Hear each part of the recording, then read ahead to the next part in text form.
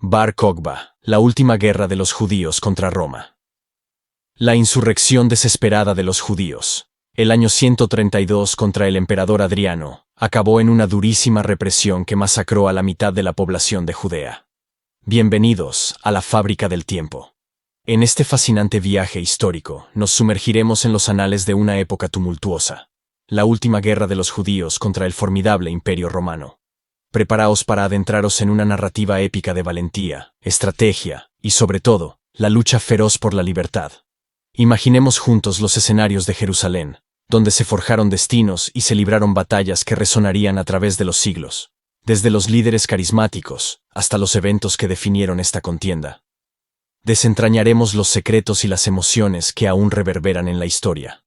Acompáñame en este relato que te transportará a una época donde el destino de una nación pendía de un hilo, y la historia se escribía con sangre y coraje. Comencemos.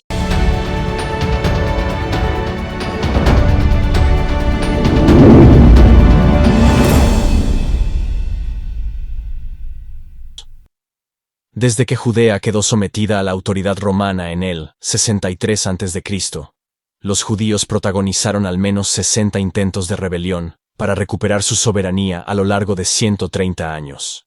Cerca de 2.000 personas fueron crucificadas por no acatar los principios impuestos por Roma. La crueldad, corrupción y torpeza de los procuradores romanos provocaron un constante malestar entre la población judía, a lo que se unía un profundo deseo de liberación relacionado a menudo con una esperanza mesiánica, esto es, con la creencia en la aparición de un líder ungido, Mashiach, Mesías, descendiente del linaje de David, que restablecería el esplendor del antiguo reino de Israel. La mayor de estas revueltas se instaló en el año 66 después de Cristo, en Jerusalén, y en poco tiempo se extendió por toda la provincia, hasta que el general Vespasiano, y cuando fue elegido emperador, su hijo Tito la reprimieron dura y eficazmente. En el año 70, tras 5 meses de asedio, el ejército romano conquistó Jerusalén y arrasó el templo construido por Herodes el Grande. 3 años más tarde fue aplastado el último grupo de rebeldes judíos en otro largo y sangriento asedio, el de la fortaleza de Masada. Según Flavio Josefo, durante la guerra perdieron la vida 1.100.000 judíos y 97.000 fueron vendidos como esclavos. En los años siguientes pareció que la larga resistencia de los judíos al dominio romano había llegado a su fin y la paz romana se asentaba en Palestina. Pero pasados unos decenios rebrotó el malestar. En Judea y en otras regiones del imperio donde había comunidades judías, se propagó la idea de la llegada inminente de un líder redentor o Mesías. Así, en el 115 y 116, bajo el gobierno de Trajano, estalló una serie de revueltas mesiánicas conocidas como Segunda Guerra Judaica. Primero en la Cirenaica, Libia, y luego en Chipre, Mesopotamia y Egipto, en las que, según Dion Casio, murieron decenas de miles de personas. Primeros brotes revolucionarios. En Judea, el conflicto estalló unos años más tarde y se convirtió en una guerra santa en toda regla. También según Dion Casio, la única fuente pagana que conservamos sobre lo que hoy se conoce como Tercera Guerra Judaica, el emperador Adriano, en su visita a la provincia el año 130, anunció su deseo de convertir Jerusalén en una colonia romana, lo que implicaba la reconstrucción de toda la ciudad a imagen y semejanza de Roma, incluyendo para ello la erección de un templo consagrado a Júpiter Capitolino sobre los cimientos del templo de Herodes. Desde el punto de vista romano, el cambio estatutario de Jerusalén no era un castigo, sino más bien lo contrario, pues comportaba la concesión de notables privilegios, como la exención de impuestos, la concesión de la ciudadanía y la construcción de importantes infraestructuras, como calzadas de estilo romano. Para los judíos, en cambio, la creación de la nueva colonia de Aelia Capitolina, donde quedarían asentados los veteranos de la Legión X, representaba una ofensa insoportable, pues suponía la frustración de todas las esperanzas que aún se albergaban sobre la reconstrucción del templo, destruido hacía 62 años, e implicaba la introducción de cultos paganos en el lugar más sagrado del judaísmo. A ello se le sumó, 2 años después, una segunda ofensa a la identidad religiosa judía. Un decreto que prohibía cualquier forma de mutilación de los genitales masculinos, medida que los judíos interpretaron como un ataque directo a la práctica de la circuncisión de los varones, exigida por la ley de Moisés. Para los romanos, el cambio de Jerusalén al estatus de colonia suponía un privilegio, pero para los judíos, suponía una ofensa. Fue en este periodo convulso, cuando empezó a ganar popularidad un joven carismático llamado Simón bar Cosiba. Se conoce muy poco de este personaje.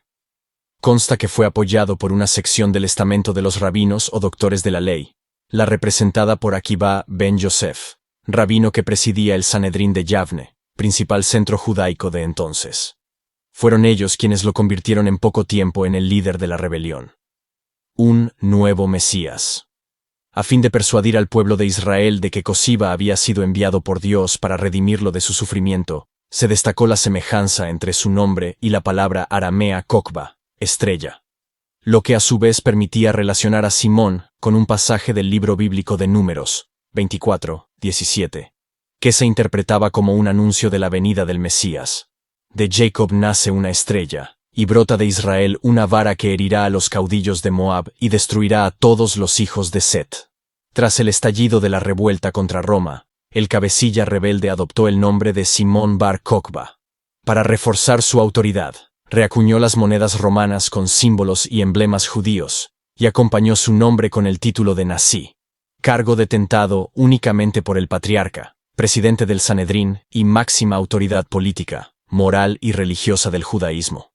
Dion Casio cuenta que Simón bar Kokba comenzó a reunir en torno a sí a cuantos consideraban intolerable que una nación extranjera habitara en su ciudad y estableciera en ella cultos extranjeros, y ordenó mantener en secreto la sedición mientras el emperador Adriano estuviese visitando las provincias cercanas a Judea.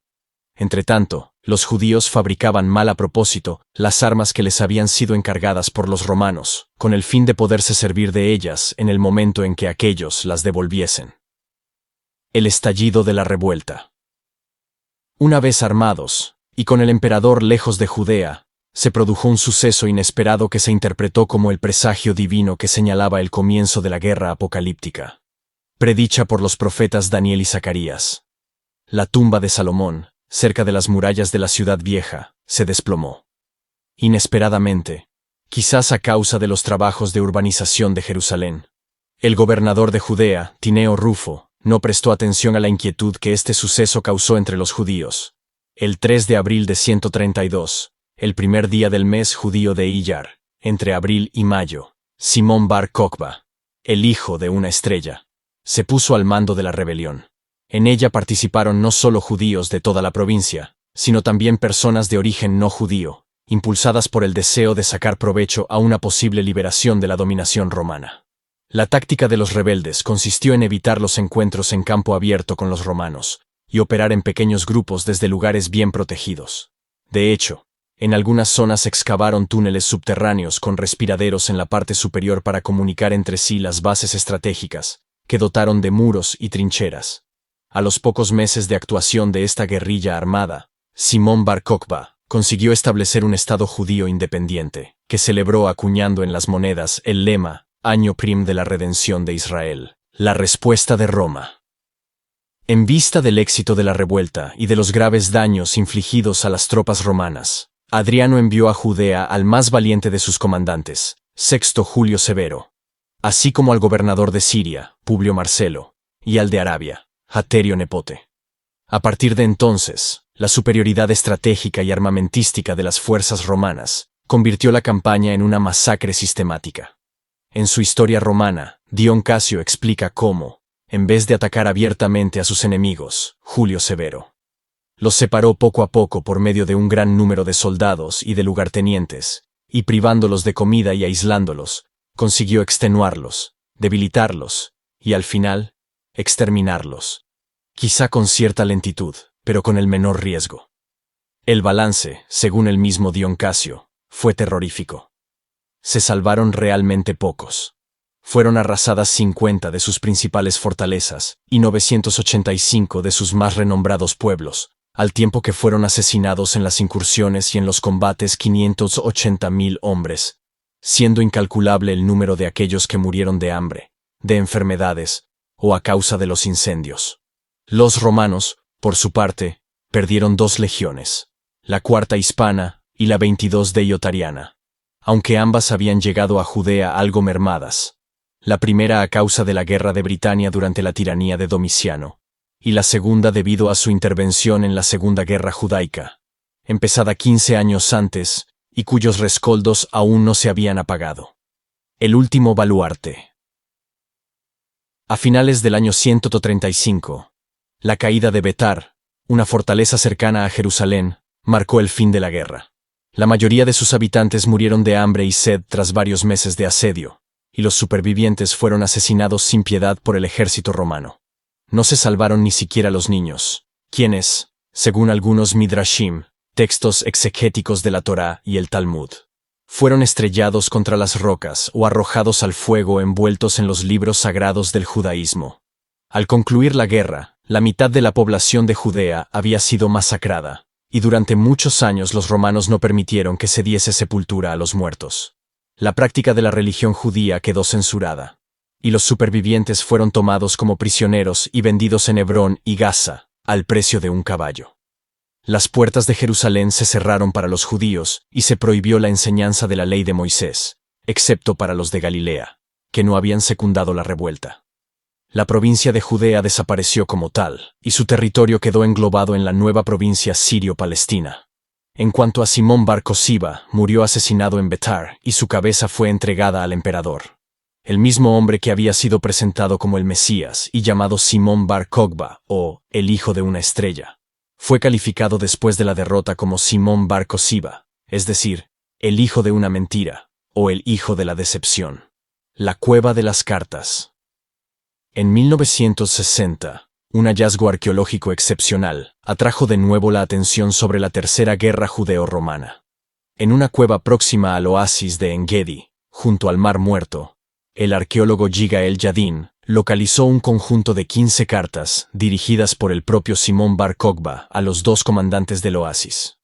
En las misivas, bar Kokhba solicitaba que le enviaran alimentos, hacía referencia a la confiscación de tierras, e incluso amenazaba a los que dieran cobijo a los judíos que no secundaran su revuelta. Esta y otras grutas de la misma zona sirvieron como refugio a grupos de judíos durante la revuelta de bar Kokhba. Estas personas habían llevado consigo sus pertenencias más preciadas, incluyendo las llaves de sus casas o las escrituras de sus propiedades, con la esperanza de que en poco tiempo podrían regresar a sus hogares. Sin embargo, la mayoría no lo consiguió y pereció en el interior de la cueva a causa del hambre y la sed, después de que los soldados romanos, acampados a tan solo 100 metros de la gruta, hubieran interceptado el acceso a la única fuente de agua cercana a la cueva. Antes de morir, los asediados ocultaron en los huecos de la caverna todas sus pertenencias, tapándolas con montones de piedras. Años después, alguien regresó y dio sepultura a los muertos. Reunió en cestos las calaveras, amontonó los huesos en un nicho y cubrió con cuidado el cuerpo de uno de los niños, preservando así un emotivo testimonio de lo que fue el último acto de resistencia judía frente al dominio de Roma. Ya que estás en esta parte de la historia, no olvides de suscribirte, dale like y activa la campana de notificaciones para ver más de nuestro contenido. La liberación de Jerusalén. Las monedas que circularon en tiempos de la rebelión de Simón bar Kokhba fueron acuñadas con 3 leyendas que celebraban el éxito de dicha revuelta y la creación del Estado independiente de Israel. Año 1 de la redención de Israel, año 2 de la libertad de Israel, y año de la libertad de Jerusalén. Este último lema resulta algo desconcertante, porque las fuentes arqueológicas parecen descartar por completo que Jerusalén fuera arrebatada a los romanos, y que la rebelión judía superase por el norte los límites de la fortaleza de Betar. Sea como fuere, en los años posteriores a la guerra, Jerusalén fue transformada en la nueva colonia Aelia Capitolina, y los templos paganos sustituyeron las ruinas de los templos judíos. El archivo de Simón bar Kokhba. En 1951, la tribu de beduinos jordanos de Taamire, la misma que halló y vendió los famosos manuscritos del Mar Muerto, ofreció al Museo Arqueológico de Jerusalén y al director de Antigüedades de Jordania una serie de documentos dirigidos por Simón bar Cosiba a un tal Yeshua ben Galgula y a la gente de su fortaleza. Este descubrimiento incentivó la exploración de una serie de cuevas próximas al Mar Muerto, en los cañones de Wadi Murabaat y de Nahal Heber, donde aparecieron nuevos documentos de la revuelta de Bar Kokhba, objetos y enseres diversos y los restos de decenas de personas. Con esto, concluimos este fascinante tema. ¿Qué te pareció? Déjamelo saber en los comentarios. Muchas gracias.